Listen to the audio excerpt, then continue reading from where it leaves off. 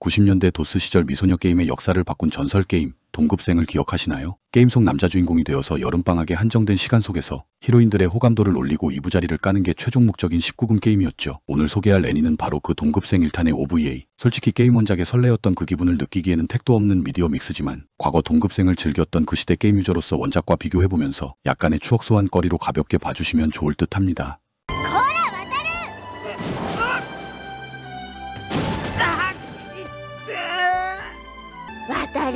また女の子覗きに来たのか? 미사!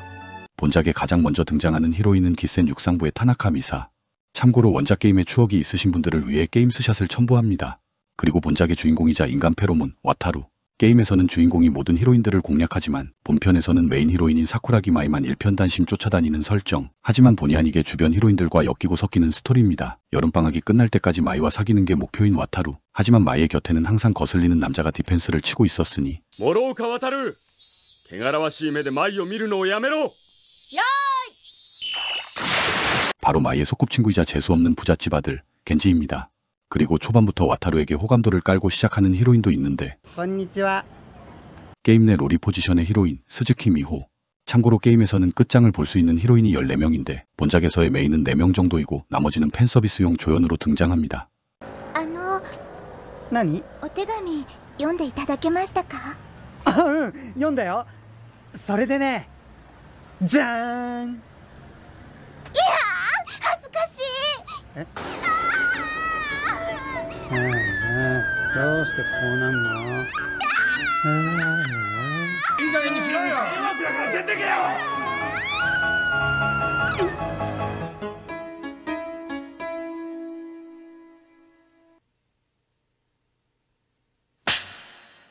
영화관의 사건은 미호의 절친 미사의 귀에 들어가고 그녀는 순진한 미호를 건들지 말라고 와타루를 협박하는데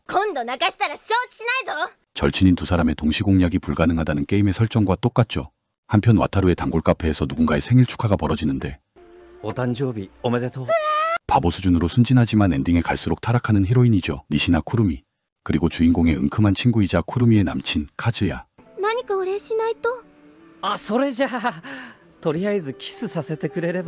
카즈야는 시도해보려 하는데 그걸 못 받아주는 답답한 쿠루미의 상황이죠. 쿠루미ちゃん、カズヤはロープやろうそく使うの得意だからさ、気をつけろよな。はい。でもくるみ、電気消してろうそくいっぱいつけて遊ぶの大好きなんです。 그리고 이 카페엔 또 한 명의 중요한 히로인이 일하고 있었는데 원작에서 주인공과 가장 친한 여사친이었죠. 쿠로카와 사토미. 이렇게 짧은 OVA 안에 모든 히로인을 등장시키려 하니 정신없이 나옵니다. 그리고 드디어 본격적으로 등장하는 와타루의 최종 목표. 본작에서 와타루가 유일하게 쫓아다니는 히로인 사쿠라기 마이입니다. 수영부 소속의 용모단정 모범생이자 집안 빵빵한 넘친딸이죠. 하이. ありがとうございます. 네. 데이트 しようよ. 초반부터 들이대는 와타루. 하지만 역시나 원작 게임처럼 공략 최고 난이도의 끝판왕격 캐릭터 그대로입니다. 하지만 그 와중에도 와타루는 마이가 들고 있던 소설책에서 공략의 힌트를 찾고 그녀와의 접점을 만들기 위해 노력하죠. 疲れた。精神力が持たねえ。男は気力や。気力があればいいのや。 전날 외워둔 소설의 구절을 읊으며 마에게 다시 접근을 시도하는 와타루. 彼の胸は少女の乳房に軽く触れた。この弾力だ。前にセーターの下に俺が想像していたのはこの弾力だと若者は感動して思ったっていうようなシチュエーションに憧れてたりして。はい。 여성스런 마이와는 정반대의 보이시 히로인 미사. 와타루와는 만나면 싸우기만 하는 앙숙같은 사이이기도 하죠. 참고로 미사가 바로 츤데레의 원조라고 합니다. あれでもう少し可愛げがありゃレパートリーに加えてやってもいいんだけどな。やべえ。わたる。お前夏休みなのによく飽きもしないで毎日学校へ来るな。 와타루만 보면 으르렁대는 미사. 하지만 츤데레 캐릭터가 그렇듯 사실 속마음은 정반대인 경우가 대부분이죠. わたる。どうせ暇なんだろ。 じゃあな。両親に陸上やめろって言われてる？クラブやめて受験勉強に専念しろって言うんだ。やれよ。陸上続けろよ。親の言ったことなんて気にすんな。渡る。ミサの信じるようにとことんやってみればいいじゃねえか。そうだよな。 그렇게 미사는 와타루에게서 원하는 대답을 듣고 위로를 받지만 사실 미사가 육상을 그만둬야 하는 진짜 이유는 따로 있었죠.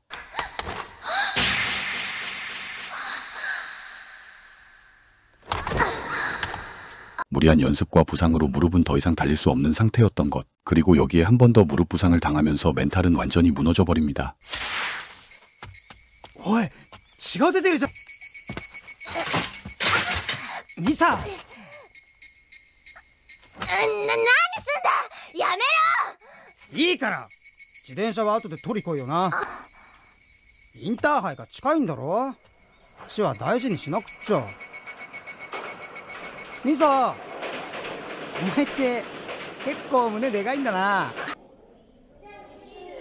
そんなことって本当なんですか？ 와타루도 보건교사에게 미사의 상태에 관해 듣게 되는데 여기서 잠깐 등장하는 보건교사는 사이토 마코. 본작에선 공기비 중이지만 원작 게임에서는 새끼 담당의 공략가는 캐릭터죠. ミサ、私ってバカみたいだよね。一生懸命練習したせいで走れなくなるなんて。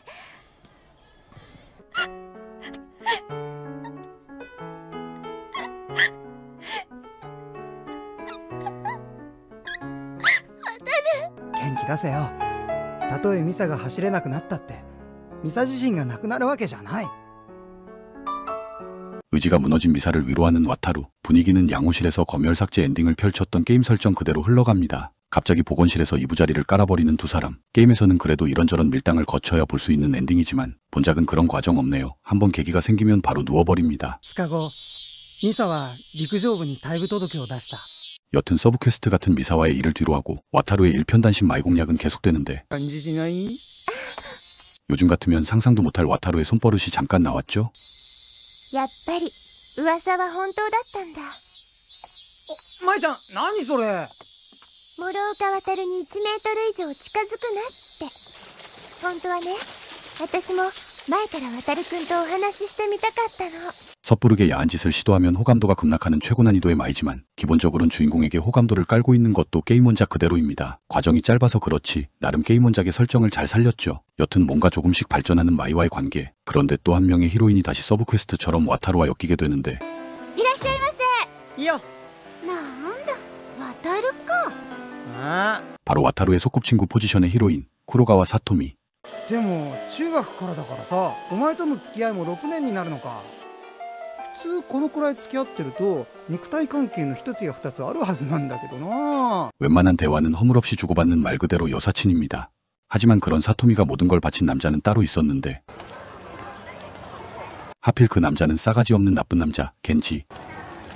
여기서도 게임 원작의 설정과 동일한데 사토미는 겐지와 사귀면서 있는 거 없는 거 다 줬지만 애시당초 마이를 노리는 겐지는 사토미를 가지고 놀다가 걷어차버리죠. マスター、どうかしたの？大変なのよ。え？ねえ、さとみちゃん見なかった？さとみ？いや、見なかったけど。 와타루는 사방팔방 행방불명된 그녀를 찾아다니는데 みちゃん、今日は見てないけど。本当に見ませんでしたか？アコ見た？ 여기서도 게임에선 공략 가능한 보건교사인 마코와 그 여동생 아코가 잠깐 스쳐가죠. 여튼 하루 종일 사토미를 찾아다니던 와타루는 드디어 그녀를 발견하게 되고 渡る、私ケンジ君に振られちゃった。彼のこと大好きだったわ。でももうおしまい。 사토미의 짝사랑 종료 선언. 하지만 여기엔 한 가지 조건이 있었죠. 그건 바로 抱いて、渡る。お願い、彼のこと忘れさせて。俺でいいのか？あなたしかできないの。 이게 또 이렇게 됩니다. 바로 놀이터에서 이부자리 깔아버리는 두 사람. 말도 안 되는 급전개지만 말씀드렸듯 이 작품은 과정은 그냥 제끼는 팬서비스 애니입니다. ありがとう、渡る。 여튼 이렇게 메인이 아닌 사토미 공략 서브퀘스트도 세이브 목록에 올리는데 그러던 어느 날 くるみちゃん、どうしたの？渡るくん、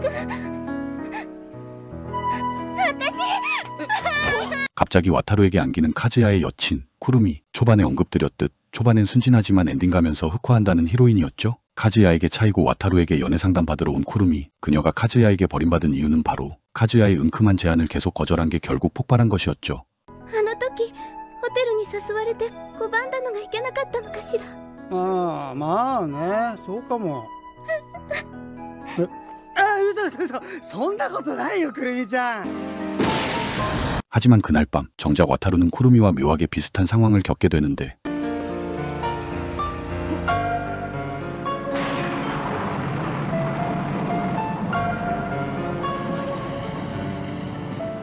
겐지와 함께 어디론가부터 나오는 마이를 목격하는데 그 어딘가는 충격적이게도 바로 호텔이었던 거죠.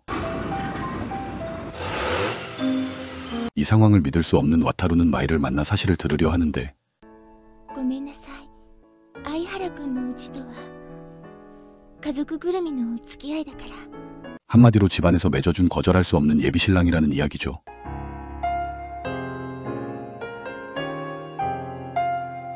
멘탈이 완전히 나가버린 와타루. 그리고 하필 그런 그의 앞에 나타난 건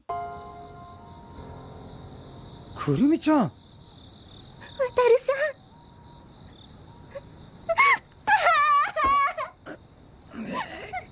남친 카즈야를 잃고 싶지 않았던 쿠루미. 쿠루미는 그가 원하는 대로 어른이 되기로 결심하는데 그런데 그 어른이 되는 방법이라는 게 私をめちゃくちゃにして。どんなことをしてもいい。私を大人にしてください。 한마디로 하드 트레이닝을 시켜달라는 것이죠. お願いします。じゃあホテルにでも行くか。はい。冗談。くるみちゃんにそんなことができるわけないだろ。してください。お願いします。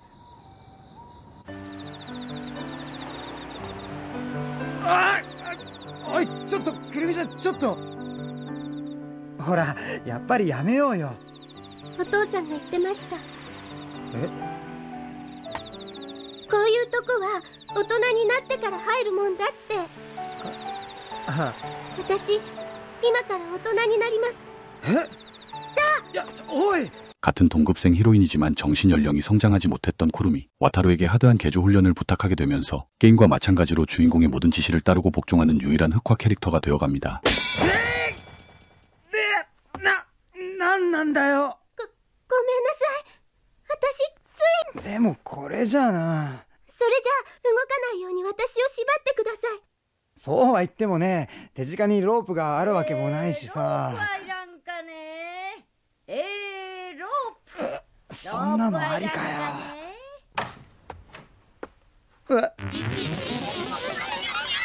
ロープはいかがですか？金銀普通の3種類あります。 이렇게 이제 여러분들이 상상하시는 그 엔딩이 펼쳐지고 쿠루미는 새로운 세상을 경험하고 어른으로 다시 태어납니다. 渡るさん、もうここで。うん。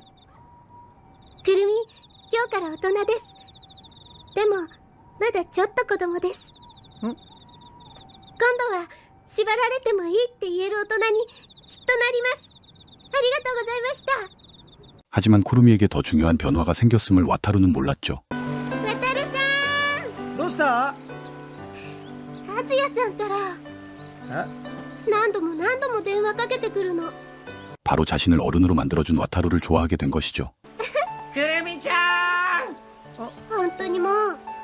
それじゃあ。待ってよ、くるみちゃん。くるみちゃんったら。もういや。どうも俺は天使から小悪魔を作っちまったような気がして。 여튼 이렇게 남들의 고민은 해결해주면서 정작 자신의 앞가림은 못하고 있는 와타루. 자신감이 사라진 그에게 버프가 생기는 이벤트가 발생하는데 どうしたの？浮かない顔して。芹沢先生。さては女の子に振られたな。 와타루의 담임, 세리자와 요시코. 여기선 공기비중이지만 게임에선 엔딩 보고 주인공과 살림까지 차리는 후덜덜한 캐릭터죠. そんなんじゃ。図星ね。渡るくん。何事も決断よ。これからのあなたは自分の考えをしっかり持って生きる。その勇気と決断力が必要だと思うわ。 와타루가 마에게 했던 말과 똑같죠. 男は気力や。気力があればいいのや。 그렇게 와타루는 세리자와의 조언에 용기와 자신감을 가지게 되고 ありがとう先生。俺頑張ります。ます。それじゃあ。夏休みはあと3日よ。しっかりね。はーい、わかりました。勇気と決断力. 와타루는 마음을 전달하기 위해 마이의 집을 찾아가는데 さっさと立ち去れ。 마이에게 근성을 보여주는 와타루. 결국 게임 내 극악 난이도 최종 보스의 마음을 조금씩 움직입니다. 그리고 결국 マイ。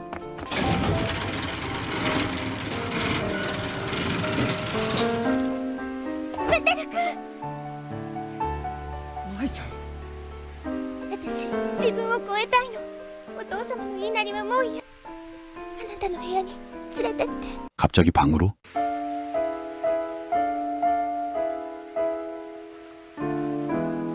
여튼 그렇게 계약을 3일 남기고 와타루는 극적으로 끝판왕을 무너뜨리고 공략에 성공합니다. 嬉しい。あなたがわかる。舞の中に。 그렇게 뜨거웠던 여름방학이 끝나고 이제 새학기가 시작되는데 하지만 와타루는 몰랐죠. 씨는 뿌린 만큼 거둬야 한다는 것을. リサがよろしくって言ってたわよ。おはようございます、ワタルさん。おはよう。 그렇게 좋았던 여름은 가고 이제 고난의 새학기가 시작되면서 본작은 마무리됩니다. 사실 원작 게임을 모르는 이에겐 그냥 들이대기만 하는 대책 없는 연애물 같지만 동급생 게임이 성인 미연시 장르의 역사를 썼던 그 시절엔 게임의 이슈와 맞물려 상당히 인기를 끌었던 작품이라고 하네요. 요시모토 킨지, 타카하시 나오이토 등 레전드들이 제작에 참여한 작품이기도 하고요. 그럼 전 다음 영상으로 다시 뵙겠습니다. 오늘도 감사드립니다.